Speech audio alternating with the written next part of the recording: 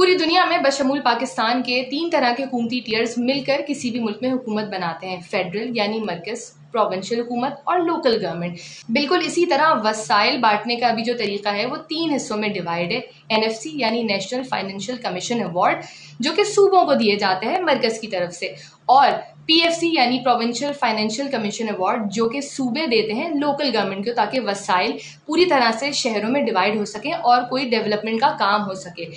मज़े की बात यह है कि तमाम सूबों को जल्दी रहती है कि उनको जल्द से जल्द NFC अवार्ड्स मिल जाएं, लेकिन बात जब PFC अवार्ड्स देने की आती है तो कहीं ना कहीं उनके कदम डगमगा जाते हैं कि या तो दिया ही ना जाए या थोड़ा दिया जाए। यही वजह है कि इस वक्त पूरे पाकिस्तान में किसी भी सूबे में बल्दियाती हुकूमत और बल्दियाती इलेक्शन अपनी पिछली टर्म ख़त्म होने के बाद कराए नहीं गए, क्योंकि आइन का आर्टिकल 140A तमाम सूबाई हुकूमतों को मजबूर करता है कि वो तमाम वसाइल और इख्तियारात की मुंतकिली सही तरीके से लोकल गवर्नमेंट तक करें। लेकिन सिंध हुकूमत, जिसको हमेशा से तमाम सूबों पर सबकत ले जाने का शौक रहा है, इस बार नियतों में भी सबकत ले गई और उन्होंने 2013 में लोकल गवर्नमेंट ऑर्डिनेंस के नाम से एक ऐसा ऑर्डिनेंस पास करवाया जिसके बाद मेयर के मातहत आने वाले वो तमाम काम, जैसे पानी का मसला हो गया, सड़कों की सफाई, सड़कों की बनावट, कचरे की बनावट, नालों की सफाई, पार्कों की बनावट, वो तमाम इदारे उसने अपनी तहवील में मेयर से ले लिए। यही वजह है कि जब 2016 में कराची में मेयर आया और उसने इख्तियारात ना मिलने का वावीला मचाया तो उसको यही बताया गया कि भाई आइन की रोज़ से तो तुम्हें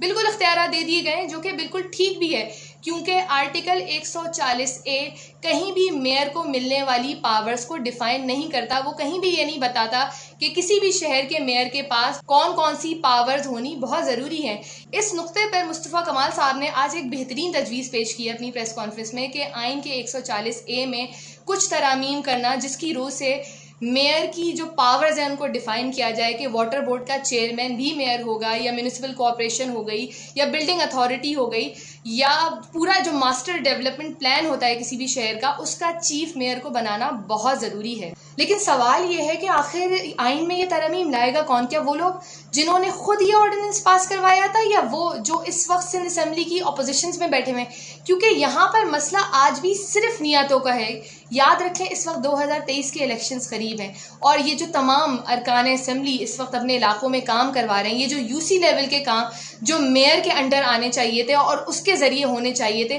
उन कामों को करवा कर इन लोगों की जो नियत है वो आपसे दाद वसूल कर सिर्फ अगले इलेक्शन में वोट लेना है, और फिर अगले 3-4 साल के लिए आप फिर से रोएंगे इन लोगों के आगे और ये आपसे बोलेंगे कि उनका काम सिर्फ कानून साजी करना होता है। लिहाजा जब अगली दफ़ा वोट दें तो किसी ऐसे इंसान को देगा जिसकी नीयत साफ़ हो। शुक्रिया।